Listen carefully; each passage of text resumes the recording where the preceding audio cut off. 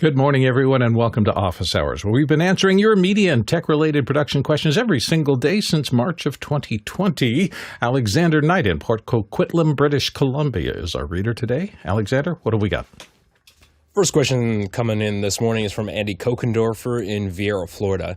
AT&T just dropped fiber in my neighborhood. I would like to protect the line from the junction box to my house. Any suggestion on a durable exterior pipe to lay for the fiber cable to run through? Ooh, Alex Lindsay, thoughts? Schedule 40. I mean, that's probably what I would use. So we did this. We installed it at a location in Maryland one time, or we were working on an install there, and it was, you can use a lot of different things, but it depends on how long the run is. It can get pretty expensive if it's a long run, but Schedule 40 is going to last for a long time.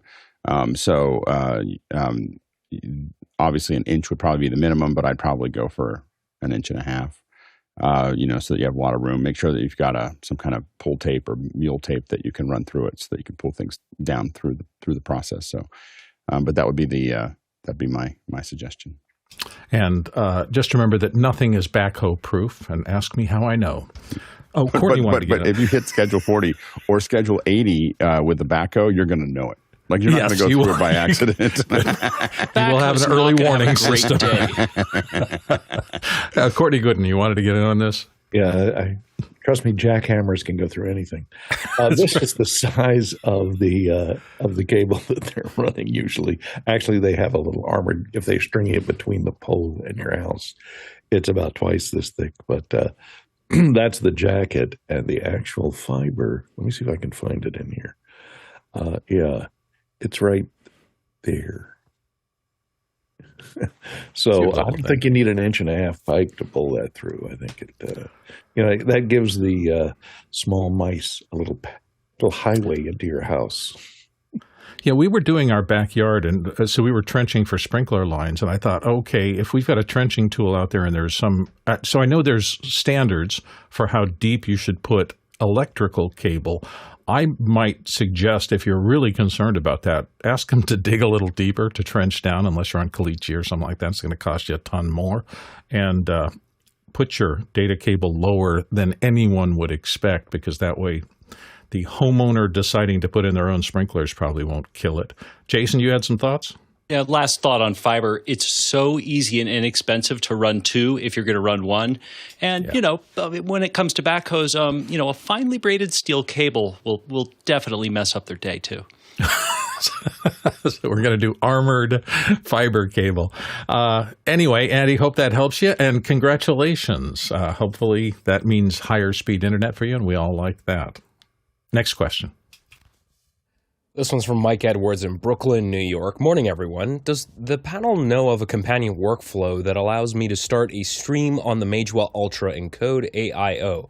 I've utilized the HTTP request connection to no avail. I'm using a CompanionPi on the latest stable build. Alex Lindsay, your thoughts? And I guess my only question is if you have the web control enabled on the Magewell. So that's the only thing that I would look at. I haven't used the Magewells heavily, but I know that there was some system we had to flip to make that actually work when we did use it. So that's my only tip there. Next question. Harold Williams in Portsmouth. We used Larix Broadcaster on an iPhone rig to stream SRT to Wirecast. What settings help achieve smooth motion? Is it more stable to use the public IP over 5G or Wi-Fi LAN? And Alex is in again. Alex? I haven't used Larix a lot. I can tell you in general what you want to do is start adding. I mean, it depends on what you're trying to do there. If you're trying to have back and forth, so that's where you have to lower the latency, and that becomes more challenging to get that solid connection. You're better off with 5G than Wi-Fi. So Wi-Fi is not built for interactive streaming, talking back and forth. I don't even use Zoom on Wi-Fi at this point. If I'm going to jump on a Zoom call, I'm going to turn off my Wi-Fi because Zoom will oftentimes break up and then get out of sync and all kinds of other things. So I would really highly recommend using your 5G connection if you're doing it over a phone. You got to make sure that you have enough bandwidth to do that. Obviously, if you really care about it and you have the wherewithal, most phones, especially the new iPhones and the new Android phones, you can just plug an Ethernet cable right into you can plug a USB-C to Ethernet adapter, plug the Ethernet in, you're going to get nice smooth motion. The way to make it more stable is, of course, increase some of the latency to give it more time to fill in those packets. But that may mean that you can't talk back and forth. So that's the challenge, is that you need to either have more latency or a more solid connection to making that happen. You may decide that you want to compress it more on the phone so that you have less hits. So, for instance, I would love on my phone to be able to send 20 megs a second all the time, but you have to really do the tests and make sure that you know what your headroom is, and make sure you're never using more than half of the bandwidth that your phone reports on something like speed test.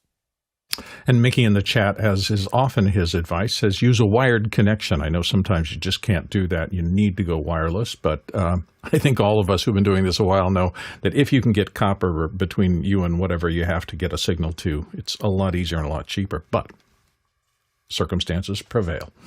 Next question. This one's from Roscoe Jones in Madison, Indiana. When building a RAID 5 array with 4 drives, do you always buy the spare 5th drive, or is this dependent on how fast you need the array to be rebuilt after a failure? Should the spare be the same model, or does only the size matter? Jason Bache is going to help you out. Jason?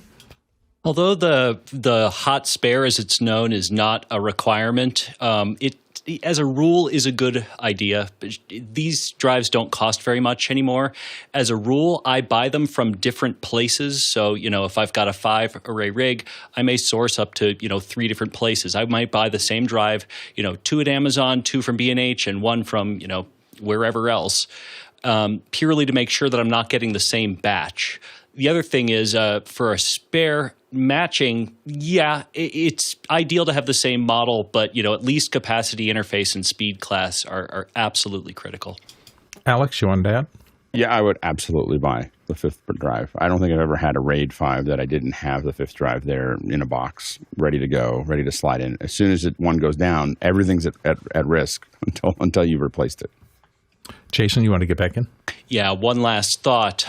Before I ever build a RAID array, and before I even let a drive into a RAID array, I always run SpinRite on it, and that will tell me whether or not I have a drive that is just a piece of junk right out the gate, so I can return it without any question. Alexander Knight. Yeah, and on the note of using SpinRite, like Jason was saying, if you're going to have spare drives that you're going to keep in storage ready to go as a backup in case you do need to rebuild that RAID array, you don't know when that failure is going to happen. So if you just have a drive sitting in storage, don't assume that when you take it out of storage, even though you bought it brand new 2 years ago, that it's going to work. So if you own a copy of SpinRite, I would just routinely on any spare drives that you have that are not being used, just like once a year, run SpinRite at level 1 just to ensure the drive doesn't have any problems. So when that day comes, when you do have that failure, when you stick that drive in, it's actually going to work. Roscoe, let us know. Hopefully everything works smoothly for you. Next question. Douglas Carmichael's asking, Apple has introduced their own spatial audio format. Do you think the major DAW makers will support it beyond Logic Pro? Jason Bache, your opinion. I think they will, because although they call it a spatial audio format, it is not a new audio format, but a proprietary encapsulation and rendering framework that takes existing multi-channel audio formats and just encapsulates them for Vision OS. So, yeah, I think any existing Apple workflow is going to work. Alex Lindsay? This is why Apple owns Logic, Final Cut, Motion, all these things, is because they can basically say, we can do it. We don't need to. They don't need to ask anybody. If you ever wonder, is Logic going to stick around, or Final Cut going to stick around, or Motion going to stick around? Apple needs to be able to own their own destiny, and so they're going to build this out. And what will happen is that you will, I think that you'll most likely see Resolve be the first one to probably natively make it work, because Apple's close relationship with Blackmagic, and at that point, Apple won't care. Everyone else will either get on the boat, or other people will, like that. Again, Apple just needs Logic, and they only need Logic and Resolve to do it for their general purpose, because it means that everyone will have to pipe it through those two apps to finish things if the software itself doesn't support it. So that's going to be, I think that's what they're going to probably focus on. And don't forget, our show is run on your questions. You can ask questions, chat about them, vote on them in Mukana. That's our live Q&A system. If you want to get into it, go to officehours.global/join. We'll send you an email within a day or two, and once you've done that, you can ask, vote on, and discuss the show's questions in our live show community in real time. The voting is important because, obviously, the more votes there are for a question, the more interesting it is to more people, and we'll get to it fast and spend a little more time on that. Next question. Paul Valhus in Austin, Texas. What are the advances in the new $3199 full-frame mirrorless Panasonic LUMIX S1 II over previous Panasonic cameras like the Lumix S1 II, S1R II, and the S5 and GH series, GH5, GH7? Courtney Gooden's going to start us off. Courtney? Well, I haven't tried one, but they do have the new sensor in there, 24.2 or something megapixel sensor that's a stacked CMOS. So it gives it a faster response, a faster readout, so that you can do higher frame rates if you're shooting stills and higher frame rates if you're shooting video 4K 60. So there's that advantage. And it's supposedly faster autofocus between the from the old one S2 and the new S2. And there's a new S2E as well. I'm not sure what the difference is between the E. More ergonomically shaped. I think it's the shape of the body that's a little bit different. But main changes, I think, are on the speed of the sensor and autofocus. Jason Beisch. Courtney basically got it. Higher frames per second, so 4K at 120 instead of 4K 60 topping out. An additional stop in dynamic range, 70 FPS electronic sensor instead of a mechanical that does like 6. Open gate recording, partially stacked sensor, and it's not going to overheat. They swear this time it's not going to overheat. Comforting. Next question. This one is a QR code question from Patrick Hinman in Longview, Texas. At 4430, audio is garbled. At 5113, Mac Mini M2 Pro with Logic Pro restarts on its own. We are assuming the CPU is overloaded. What Mac do you recommend? Avantis 2, Dante 2, VSC, and there's a link to the video with the issue. Alexander Knight, have you taken a look? I took a quick look at it. So just because it restarts, I would not assume that's a CPU overload. I've never had a computer just spontaneously restart with a CPU overload. I've definitely overloaded various applications before when doing both audio recording and video recording and stress testing and all that sort of stuff. So I have had this problem with the computer spontaneously rebooting, and I've had it on both Mac and a Windows PC, and I discovered in both cases, actually, in my experience, it was the something wrong with the drive. Also, power supply related problems can cause issues like this. So just because it rebooted, I wouldn't assume that it is CPU overload. I would also question, like, how did you come to that realization if it just spontaneously reloaded, unless you were looking at a CPU usage monitor that very second right before rebooted? You probably don't have enough data to conclude accurately that it was actually a CPU overload. So it's hard to say unless you have that data. So you may want to take a look at that computer further. Maybe book an appointment at the Apple Genius Bar and have Apple run some diagnostics on it. Make sure that all the system components are correct, because, as reliable as they are, sometimes you have hardware failures. Alex Lindsay. I'm curious what you're doing with it. So you have an Avantis mixer, that's an Allen Heath mixer, to Dante, to the, I'm just not clear why you're using Logic or where Logic's going in. I would be very careful of using software as your mixer for a live stream. I don't do that. You want hardware. I think the worst case scenario for me would be using DSP processors with Pro Tools. But if you don't have hardware managing that process, I don't recommend putting a lot of software in between to make it work if it matters. We experiment a lot, and we'll use software for those experiments, but we typically don't.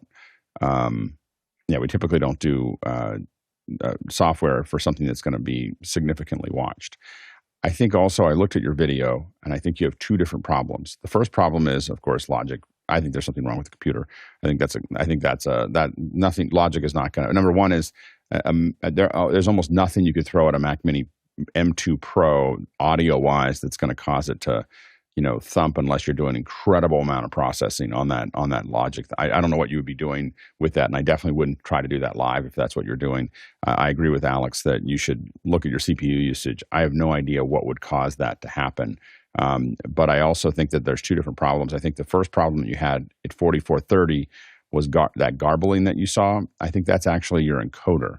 So I think your encoder was garbling. And here's what I noticed when I looked at it is it's a long pan and it garbles, and then it gets to the end and stops gargle. As soon as it ends the pan, it stops garbling, and you have an LED wall behind it. LED walls put an incredible amount of stress on your encoder. So they are the worst thing to have on behind someone if you're encoding, because there's a whole bunch of things that are moving that you don't see, but they're changing. It means that all the pixels are changing for the encoder, and encoders do not like LED walls at all. And then the only thing you can do to make it harder than put an LED wall behind someone is pan the camera. So as you pan the camera, you are making literally the hardest frame for the camera for the encoder to do. And I think the encoder garbled. I don't think it was the first one. The second one, I think there's something wrong with the computer, or something, something happened there. I don't think it's something overdoing it. So that's my thought. There's a lot of hints, Patrick. Let us know. Come back and tell us if you solve it, what the problem is. And my heart tells me that Alex is heading you in the right direction. When you get something, it's like shooting leaves against a bright sky in a tree. That kind of encoding is just super taxing. And the only thing I would also say is that when you're doing live events, you should really look at every computer, whether it's a PC or Mac, as an appliance. So it does one thing. If you look at what else that computer was doing other than logic, So when you put things into live environments, everything should be a thing, and you shouldn't have the computer doing. You shouldn't check your email. You shouldn't use Photoshop. You shouldn't do anything else. You should restart it, let it be flat. Put on whatever you're going to do, and it's an appliance that does the thing. If you're doing anything more than that, you could be putting a lot of stress on it. Next question. Aaron Gincarelli in Flagstaff, Arizona, USA. Does the panel know what make and model of audio board professional mobile production trucks use, and what that choice in boards? And why that choice? Alex? Yeah, it depends on the size of the truck. So I would say that the one that we see the most often is CalRec. So CalRec is the one that we see coming by in most of the larger trucks. And then in smaller trucks, the one that I had was a Yamaha CL5 that we used for that, or QL5 for those. So that's the small end of things. And again, the large trucks are CalRecs. We see some Digicos here and there if it's a music truck. And a lot of this has to do with how it organizes its faders, buses, everything else on the board. It's who they're talking to. I think, a lot of times we get the impression that, there are some that are more generalized, like Yamaha and Allen Heath, and then there's ones that tend to be more specialized. Digico spends a lot of time talking. They literally have an office at Rocklet. So they spend a lot of time talking to audio engineers that are working on music. CalRec spends a lot of time talking to broadcast engineers that are working on those. And then SSL seems to be more. We see that more in studios. We see it less in trucks here in the United States. So those are the ones that we see the most often. Next question. Mike Edwards in Brooklyn, New York. Morning, everyone. Panel circling back to the question on AI Arty and their suite of AI imaging apps. What's your verdict on them? Alex? I haven't gotten time to look at it. I have to admit that from a production perspective, we've been very, when it comes to video enhancers, and we're using things like Topaz is the one that most of us are using for for video and still imagery, and the Neat is the one that we use a lot to remove grain. And so those are the ones that we've really focused on. Neat is kind of an amazing grain reducer. And I know that you posted this weeks ago, and I said I would look at it, and I failed. So I don't want to make anything up. We'll try to take a look at it. I've made a bookmark. I'm going to try to look at it over the next week. Next question. Harold Williams in Portsmouth is asking, can you recommend an enclosure for this drive, Lexar 1 terabyte NM790 SSD with heatsink, PCIe Gen 4, NVMe M.2, 2280 internal solid-state drive, up to 7400/6500 megabytes per second, read and write. Jason Bache, do you have a recommendation? Yeah, Harold, the key word here is up to. You cannot go wrong with the OWC Express 1M2. This is the fastest single enclosure that I'm aware of, and it does full PCIe 4.0, and it's tops out at 3,800 megabytes per second over Thunderbolt 4. Up to is a great number, and what I really like about the Express 1M2 is that it will actually just run all day, every day at load without any cooling. Nice. Next question. Roscoe Jones in Madison, Indiana. How do you manage snapshots on boot drives, and do you manage snapshots differently on media drives? When do you consider it safe to delete them? Alex? The only thing that I do from a Mac perspective is use Carbon Copy Cloner, is what I've used in the past for this. And that's just to reset computers back and grind them down. I don't do snapshots of media drives. I don't snapshot things like that. I don't like things to be automatic like that. I just want to copy them and manage files. So that I don't have any experience there. Jason Bache? Yeah, same. I don't snapshot media drives ever because it's hard enough to keep them organized, let alone maintain in my head snapshots of them. My only real use case here is for fail-safe for a beta. So if I'm going to put a beta on and I don't know if it's going to completely tank everything, then I want a fail-safe. And when I'm satisfied, I just get rid of the snapshot. Yeah, I want to make sure that you're not thinking, Roscoe, about the snapshots function in something like Final Cut. It's got a technical thing called snapshots that creates project files that are very lightweight that allow you to freeze the metadata state of that project and then work on a different one. If you're talking about that, it might be a different thing, but I'm just a little unclear about this. So if you need more, dive back in if you're thinking about a drive snapshot as a safety or something inside a program like Final Cut does with its snapshots function. Next question. This one's from Douglas Carmichael. When editing spoken word content, what tools have you had success with for AI-based transcription? I've been testing Nuendo 14. Alex, can you help? Most folks I know are using Descript or Mac Whisper. So Mac Whisper is the one that a lot of folks are using. I think that Mac Whisper users are also looking at some of the new Apple stuff. Apple may be building this into the OS.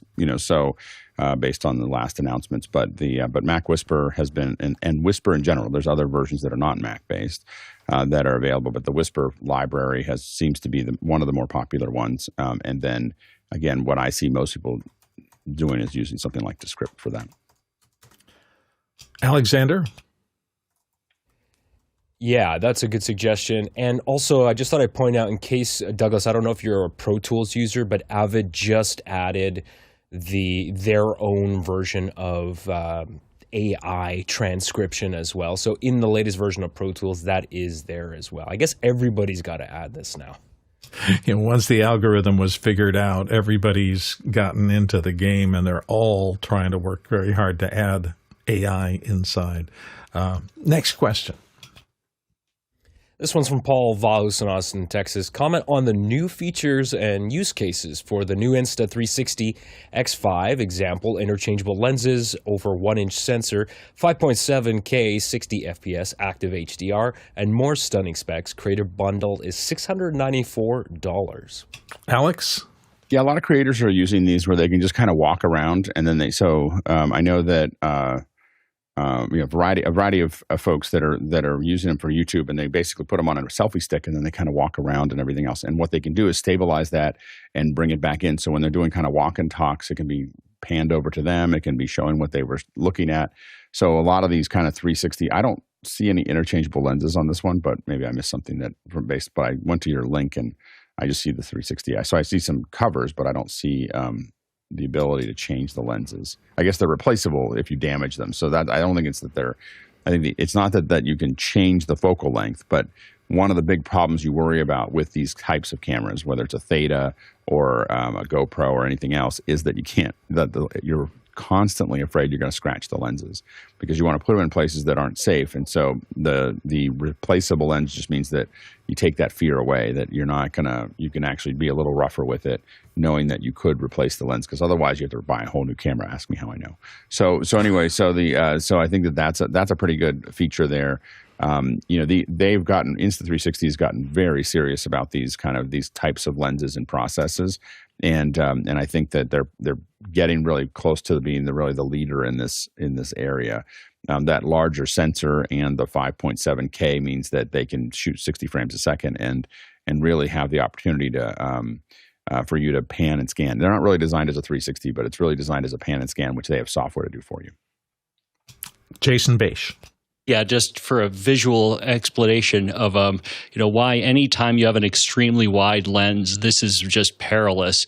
If you look, this is a Sigma 8 millimeter, and if you look, it is ever so slightly convex, and that is really, really scary. Anytime you bring it out into the field, now picture 2 of those, or actually 4 of those in this case, that have to be perfectly aligned. So yeah, one little scratch and away she goes.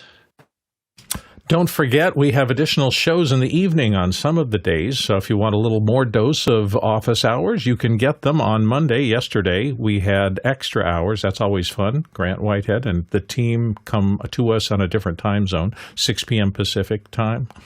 So that's from the other side of the world for those of you who this time doesn't work out particularly. And Thursday, coming up, The Rundown with David Paskin. He hosts a panel that takes a deep dive into the why behind the latest tech that's reshaping our world. Always a fun show. So those are things that come up on office hours that you can take advantage of. Next question. This one's from David Brady in New York City, New York, USA, looking to make custom cables for a DeckLink quad and looking for the raw mini BNC ends for the card. What make and part numbers are these connectors? I know Alex has been very specific about the kinds of ends and cable building. What do you got? I don't know. Here's the thing is that I looked at it and I was like, and at first I thought, oh, that'd be easier. Then I was like, mini BNC cables. I mean, I have to admit that I would call somebody. I mean, the regular SDI is about as small as I go. I'm too old for this, and so I have to admit I see where you're going, but I probably call Clark Cable and tell them what I wanted and have them. I had Gotham Sound make me, or they're in the process of making me like 18 cables. It's not cables that we couldn't make; it's just cables I don't want to make. So I think that's. I would probably have someone build those for you, but I know that you're pretty crafty, David, so I can see why you might do it yourself. And you're in the East Coast. I know Marker Tech has a pretty big custom cable shop and has operated it for years, so you might call them and see if they have a way to make these minis. I will say the reason that I say this is that we did find these mini BNC cables once, and I did attempt to terminate them, and I did not do a good job, and this is why I won't touch mini BNC cables. I'm kind of like, let's just let somebody else do it. The regular BNC cables are enough. And Mickey pointed out, which I wasn't sure of, is that Mickey thought that these are DIN 1.2, and I do believe some of the newer things that are coming from Blackmagic are the mini BNCs.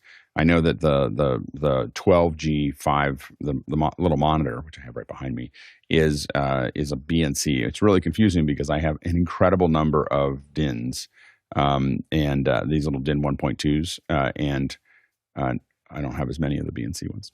So, but I tried to do a BNC. I failed maybe years ago, and decided I'm never going to try that again.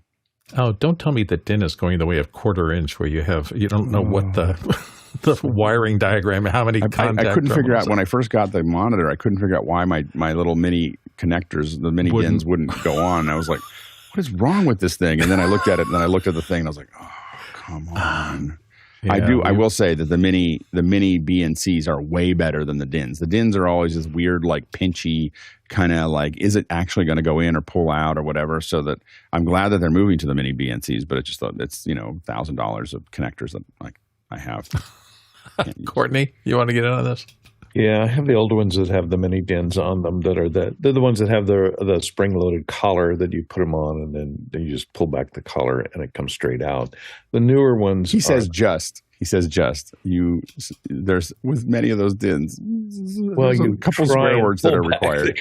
You're like, yeah, but not knowing if you should pull with your fingers or twist, it's a nightmare. Yeah, so it's our bayonet, so they push. I can see why they're getting rid of them. But they're a smaller diameter. I just because anything smaller than a regular BNC, I buy pre-made cables. No Shorts is the cable making part of Pacific Radio. So if you look up PackRad, they're in Los Angeles. And I've been buying the mini DINs with the retractable, the push on, push off that are on the older Blackmagic. The cameras, the power supplies. And the cameras. I've been buying these little jumpers that just go from the mini DIN to a full-size BNC for $12. And they've worked pretty nicely. And then I just go from a regular BNC cable out from there.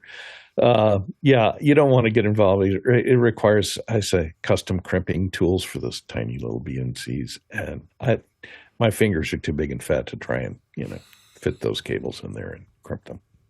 Jason Bache.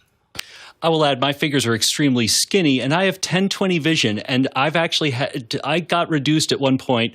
I had to do a lot of these for a job, and I actually bought those things that that surgeons or dentists kind of put down over their glasses with the lights. Telegoggles.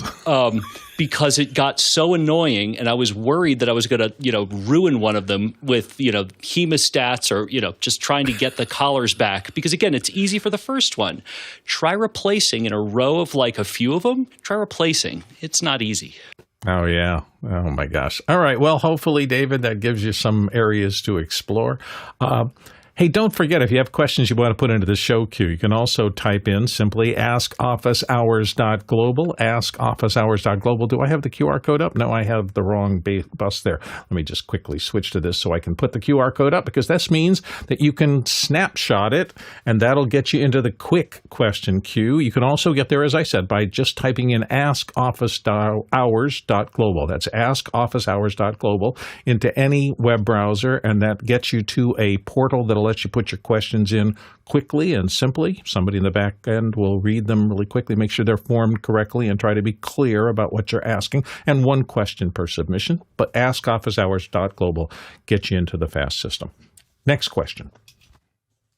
Andy Cochran over in Vieira, Florida is asking, Zoom ISO question. A Zoom speaker joined twice with the same name for a cooking show, but Zoom ISO presented video the same on both. I had to use Spotlight to get second camera view from the Zoom ISO. Same name twice confuses Zoom ISO?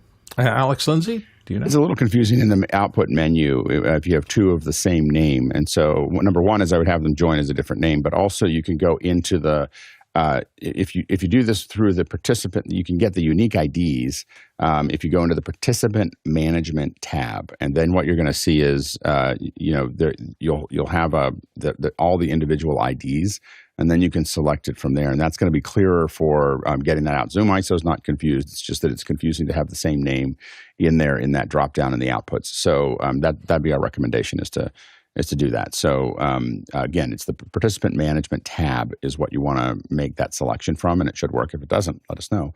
But the other thing is have them put just 1 and 2 on the end of theirs. That way you can see which one it is. But it's most likely that you're just selecting the same one twice. Tim McCullough in the chat invoked by saying Carluccio. I think he's hoping that if you say the name 3 times, he'll show up in the panel. Well, yeah. Figure it out. I think everybody would be really surprised at how clear my answer was. That's all I got to say. No. So anyway, you've done a fabulous job. Anyway, next question. This one's from Paul Valhus in Austin, Texas. What is the best running gun camera? The GH5, the GH5S, the Zcam E2C, or something else? Oh, man, that's a tough one. Alexander Knight's going to help you out here. Oh, man. I just love absolutes. What is the best? Oh, well, let me tell you what is the best. There's a lot of unknowns here, Paul. So are you prioritizing portability? What's the budget? Are you starting from scratch? Depending on all of that, I'm going to give you a different answer. If you're starting from scratch, maybe something like a Sony FX30 because you get that Super 35 sensor, which is nice, and the body of the camera is still relatively small in comparison to something like the bigger cinema cameras like the FX6. Those are pretty good. You get redundant recording capability with a memory card on those things. And most cameras these days will have some kind of redundant recording capability in it. The lenses are going to be a little bit more expensive than, say, the Lumix Micro Four Thirds stuff that you're mentioning. Now, those models that you mentioned are older and discontinued. I actually own a GH5S, and I love that camera, and you can still find them used and refurbished for incredibly cheap. If you already are in the Micro Four Thirds worlds and you own a bunch of lenses, I get it. It's expensive. If you got to move to a different platform, you got to change all your lenses if you're going to full frame. So if you don't want to do that, you may seriously want to look at the new Lumix GH7. That's their flagship Micro Four Thirds, which has a much improved sensor, and it has their new autofocus system, which is a lot closer to what, say, a Sony camera would have. So it is very, very, a very good autofocus system. So the odd thing about the GH7, though, I find the pricing a little weird because it's kind of around the same price as a Sony FX30. And if I'm starting from scratch, of course, I'm going to go with a bigger sensor. So the pricing I don't quite understand. So it really depends on if you're starting over again. So there's a bunch of things to think about there and what your budget is, really. Alex Lindsay. It also depends on what kind of feel you want for what you're shooting. So, the PXW series from Sony is a pretty good one. I think that a couple people mentioned that in the chat. But it's going to be a smaller sensor, and so it's going to, everything's going to be, more things are going to be in focus. And sometimes you want that. You want to see the scene that they're in, and if that's the kind of run and gun that you're looking for, that's great. I have a tendency to not shoot with anything under Super 35 unless I'm shooting more than 75 feet. So that's kind of my focus on that. And I'd like to be able to control that with aperture as opposed to not being able to do it. So I think that I kind of, again, lean towards the Sony line. I don't find that the form factors of the FX30, 2, and 3 are that great for this kind of thing. I do like the FX6. So I know that's not the cheapest version for you, but the FX6 I think is a good form factor for that. But the big thing is the Sony autofocus is so much better than everybody else's. Like it's not close. Like I've tested a bunch of other things, and it's just your ability to pick it up and just have it grab what you want all the time for run and gun. I think I don't think anything else is that competitive. Jason, the best truly run and gun camera is the one you've got that you can get good audio into, period. That resonates with me. I got to say that I'm almost doing all my run and gun stuff now with an iPhone on a monopod. And the reason is this. I bought a lot of cages and things like that. I can extend it out to do more kinds of things. I understand its limitations versus a camera built to be a camera. I get that. But to me, run and gun means that I need sometimes to be incredibly agile. And the idea that I can pop something like a phone off the top of a rig, stick the rig in a closet, and be able to get useful footage in the weirdest circumstances that its computational videography means will come out darn good. Not perfect.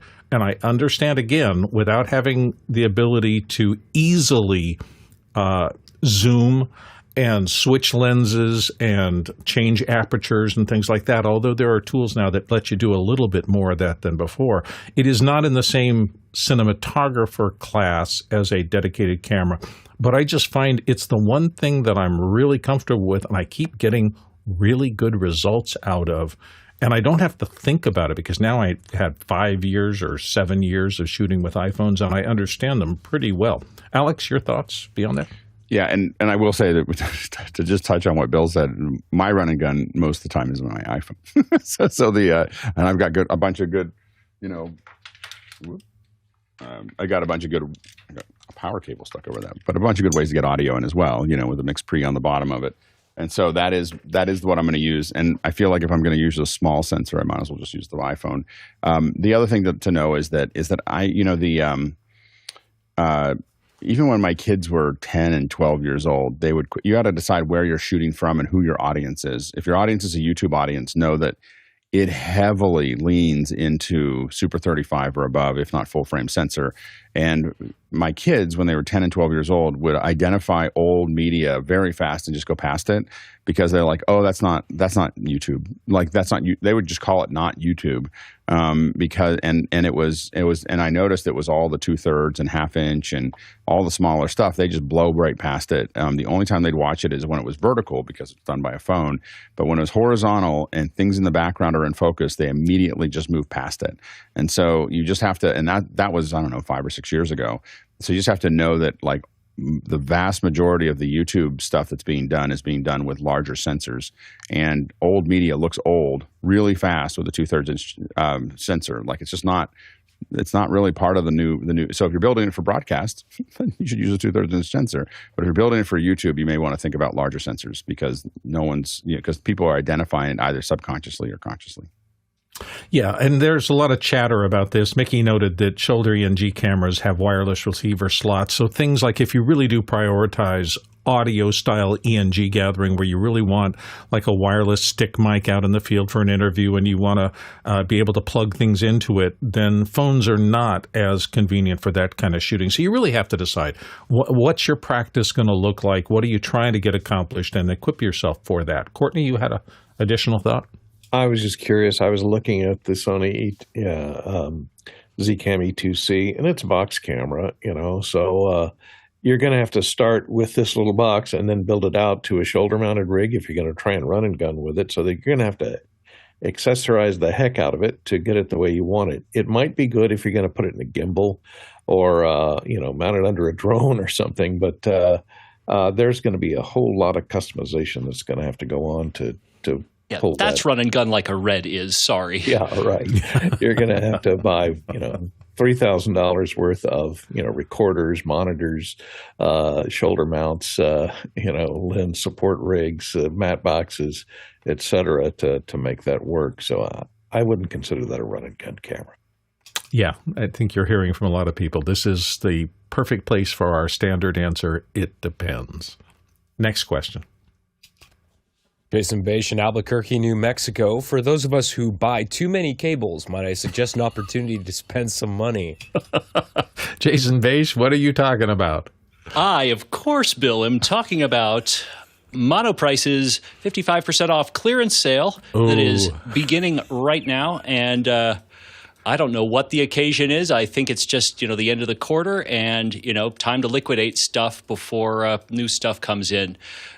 They're always having sales, but you got to hit them early or they're going to be out of most of what you're actually going to want. I can hear my wife in my imagination. Bill, more cables? Anyway, Courtney Gooden. And I can attest to the fact that once you build up a nice inventory of these, their scrap value is zero. I cleaned out my storeroom and I had to get rid of several thousand feet of high-quality VGA extension cables, which are molded ends on the end of them, the 15-pin connectors on them, and 100-foot cables. And I gave them to a scrapper that does recycling of metals.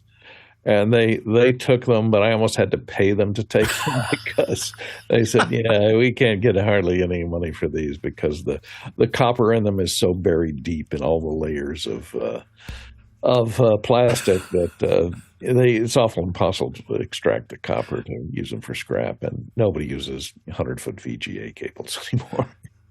You set off a chain where the lowest paid employee in their operation is going to have an X-Acto knife, and he's going to be going trying to get those copper cables out. Jason, you want to come back Just in? remember, it's not a proper studio rewire until you've pulled at least $1,000 worth of cables off the floor that you have no idea where they came from. That's right, Alex. Yeah, and I would say I would echo the Monoprice. I don't buy signal. I buy a lot of power cables from Monoprice, and I buy Ethernet cables from Monoprice. I find that those work okay because I don't want to make them. But those are the only things that I buy from Monoprice. I won't buy any video signal or audio signal stuff from Monoprice because I just and I haven't thought about doing the audio one, but the video, especially with HDMIs, they fail all the time. Like they are the number one thing that probably fails in my system is Monoprice. HDMI cables are the worst. So I don't know what, and because of that, I've never bought any and I build almost all my own SDI cables, so I don't really think about that, except for the mini ones. Let's go to the next question. This one's from Idris Haggy in Fairfax, Virginia. What paid remote desktop software would you recommend for managing Mac computers remotely? Thank you. Jason Vaish is going to help you out. Jason? This is going to, of course, become a depends. It depends really on what you're trying to protect. Personally, I think that Tailscale, wedding together a whole kind of cluster of Apple Remote Desktop, is pretty hard to beat. It's inexpensive and it works beautifully. Next question. Next question is coming from Douglas Carmichael. SSL launched the Oracle Next Gen Studio Music Console. In the age of desktop production, will it succeed? Ooh, you're asking us to predict the future. Alex Lindsay's going to take a stab. I highly recommend asking that question tomorrow. We've got audio folks they're going to be here. Our heavy audio day is on Wednesdays, and I think that would be I would love to hear their opinion about that question. Absolutely. Alexander Knight, you had a comment as well? I'll be on the show tomorrow, and I'll talk about it once I've had a chance to look at this, because I didn't know they did this, so I need to read about it. Oh, okay. So you've got people who are now diving in to do some research. So be here tomorrow. What is they used to say, be here or be square? Next question. This one's come from Stefan Fischer in Wurzburg, Germany. Is the Insta360 Link webcam still better than its newer model, Insta360 Link 2, because the sensor is larger in the original version? Alex Lindsay, what do you think? The original one is better, but I would say it's not. I don't know if it's the sensor size. I didn't even know that the sensor size in the original one was bigger than the second generation. But what I would say is that the issue that I have with the second generation is it doesn't level itself. And when you've had these little versions of the Link, when it pops up, it's got a back and forth, and it can level itself, and it does it very well. And it really solves a bunch of problems when you're connecting it to a laptop or trying to put something in. You get it close, and it just does the thing. And so the 2 means that you have to go back and try to figure it all out. And so I did test the 2, and I sent it back. Hey, if you value what we do here, there are a few ways you can help. You can like and subscribe to our YouTube channel. You can volunteer at officehours.global/volunteer and become part of the team. You'll meet some great people. All the people who make this possible for us to do every day, or you can simply donate at officehours.global/donate. We're a 501c3, and thank you for supporting Office Hours. Next question. Thomas Johnson, St. Paul, Minnesota, USA. What would an easy video solution for someone to set up multiple static cameras to record in an audio recording studio? Something that one could start and all the cameras with a button push. Well, I don't know about the last part, but for the first part, who would know about that these days? Alex Lindsay, oddly, has been doing exactly this. Here's what I would say is we just recorded one last Saturday, and what I would say is it's very hard to have static cameras that are going to look good. You know, it is easy to make content. It's easy to watch content. It's hard to do both at the same time. And so you can get some static cameras that can do it, but I think that you're going to have problems like what really I think, and you'll see it when we actually do the re-edits as well. I think Scott Tupper did a great job of the live edit, but it's hard when you're not even calling the show. He was in the same room, so he's not calling the show. We're just grabbing stuff, and he's doing the best he can to keep up with us. And so you saw that, but I would say that there's a lot of stuff where we were focusing back and forth. We're moving in and out. And I don't think that it would be nearly – I think that this is the problem for studios in general. So I guess what I would say is that what we're aggressively going after now that we're starting to work in this at Airship and, you know, wherever else we continue to work is that I think that almost everybody that does studios is trying to find an easy way to do this. You know, they want it to be cheap cameras. They want them to be static. They want them to be, you know, all those other things. And I think that you're just not going to get the same level, and it's not as interesting. And so KEXP and Tiny Desk are really the only people doing studio-like recordings that are worth watching, in my opinion. So there's like literally 2, and to be totally blunt, I'm gunning for them. I'm going to try to outdo those 2 within, by the end of the summer, and then I'm going to publish all. I'm going to publish all of the like how we're doing it and schematics and everything else. I think studios should be doing these, but I think they're going to have to work harder at it than just putting up static cameras.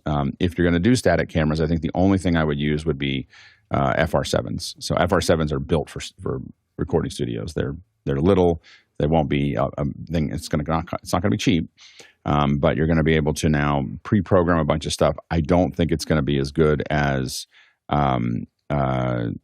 Mickey said there's many more. Mickey, I don't know. You can send me links of what you think is good. I'm talking about, I'm not interested in anything that has a smaller sensor than a Super 35 inside of a studio. I need to see, good camera angles, good shots, everything else. I don't see anything else. I watch a lot of these and I jump into these studios. I don't see anything else that I'm willing to watch for more than 10 minutes, and so other than those two, and even then I tend to skip around.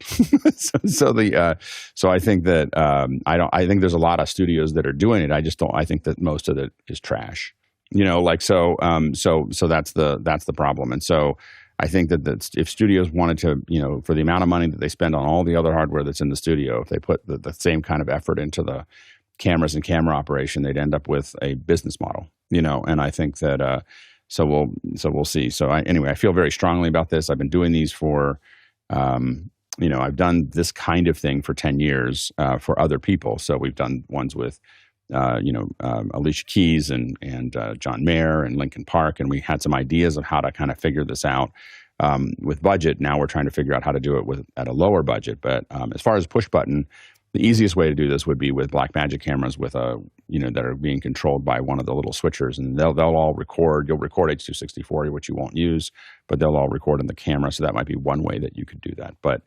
I would really think about how you're going to operate those cameras. I 100% agree. I did many years ago, I did a 14-camera live music shoot, and it was really interesting. In post, it was an absolute joy because I had static cameras on things like the drummer's bass drum pedal, and at moments where that was important, to be able to cut to a shot of that really does focus the audience on the players and what they're doing.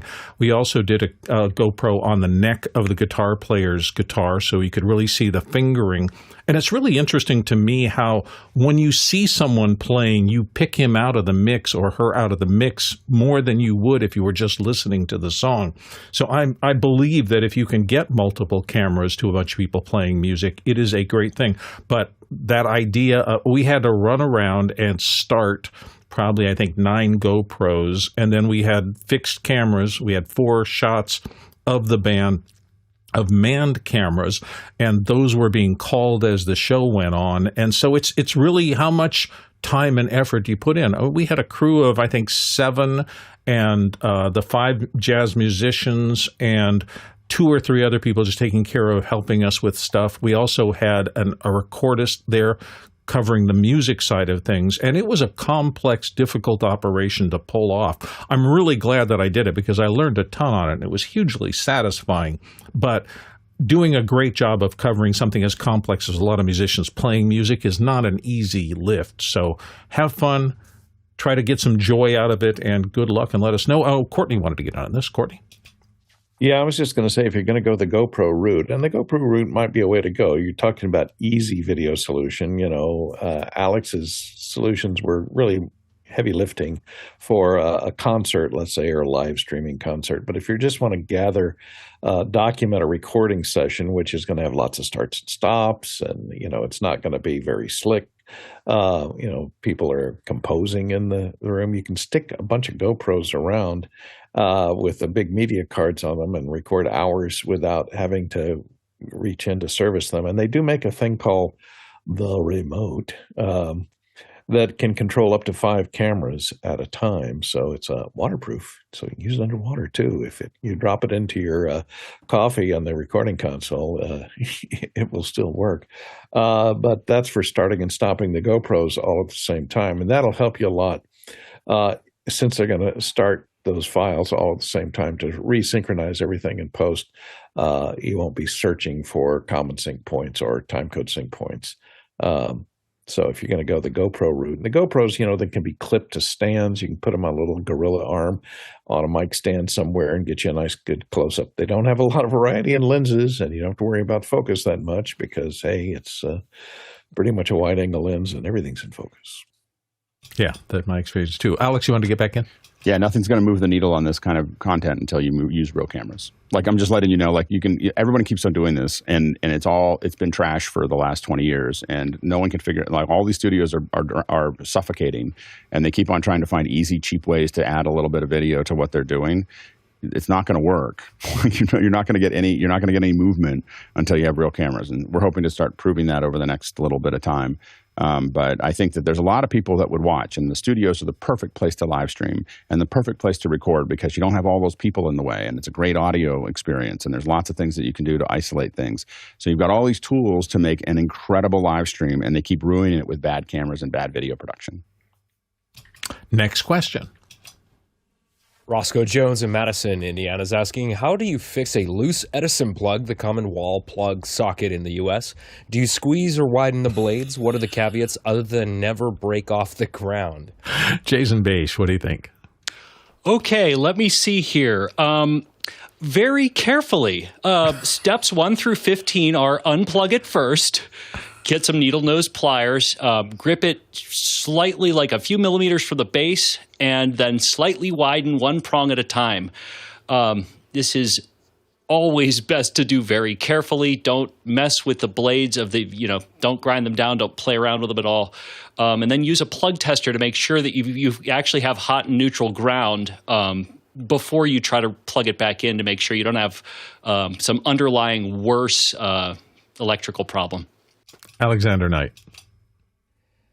Yeah, if you're talking about the cable, I wouldn't try to extend the life of a cable. If there's something wrong with the cable itself, I just toss them in the garbage. Now, if you're talking about the actual receptacle in the wall being a problem, I would also just replace that entirely. In fact, because a lot of houses, when they're built, they put the cheapest possible receptacle in there, and I tend to upgrade all of mine. In my home theater, actually, I put in one of these from PS Audio. PS Audio is a company that makes electronics for hi-fi, but they make this thing called a PowerPort Classic, and it's a 20-amp capable receptacle, and this thing is awesome. Like, the brass components are really solid, and when I insert the power cord into that thing, it is solid and it snaps and locks into place. So that cost me $50, and it was the best $50 I spent. Courtney Gooden. Yeah, if you own the building and have access to replace them, just replace them. They're so cheap. Leviton, here's 10. Leviton is a major manufacturer. This isn't Home Depot 10-pack for $5.98. So, 50 cents a piece. Hey, you can afford to replace them. Remember to turn off the power before you replace them when they get splayed out. If you try and spread the blades on the plug that goes in, that's not really going to get you better reception because inside there's 2 contacts that are spring-loaded that, except that flat piece in between. And once they become splayed out, spreading the blade is only connecting one, and it's going to be iffy at that. So that's not a good solution. And I don't wrap tinfoil around them either. That's not a good solution. Replace them. They're 50 cents, $1 a piece probably if you buy them in bulk. Tinfoil and AC circuits make great fireworks. Next question. This one's from Gordon Lake in Los Angeles, California, USA. What is a good wireless microphone for a U.S. reality show that also records directly on the transmitter? Alex Lindsay. Go overseas, buy some A20s, some sound devices A20s that have the recording built into them, and then bring them back to the United States. they're wide range. You can use whatever frequency you want. Glenn Sanders doesn't show up on the set anytime. Yeah, but I mean, you're not. I mean, they can't sell them in the United States. I think you can use them in the United States if you happen to come back. If you happen to be on a trip and you happen to buy some overseas and they happen to come back with you, then you'd have them there ready to.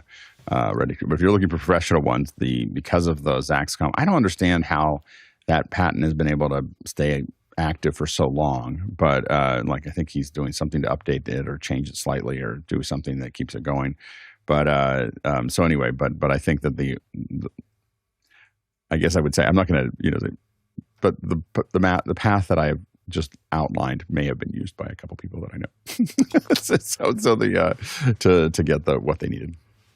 Thank you all for being here today. Thanks to our producers, all of you who put questions into the process. We really can't do this show without you, and we just say thank you every day because you really drive this show. To our panelists who show up and volunteer their time and answer questions, thank you guys, and everybody else who's been on the panel over the course of time. Thank you, thank you. And to our amazing back-end crew, those people you do not see except in the credits as the credits roll. And it's an incredible community, and we thank you for supporting us by being here and giving us your eyeballs every day. Don't forget, we'll see you tomorrow, same time, same place. Thanks for watching. Bye.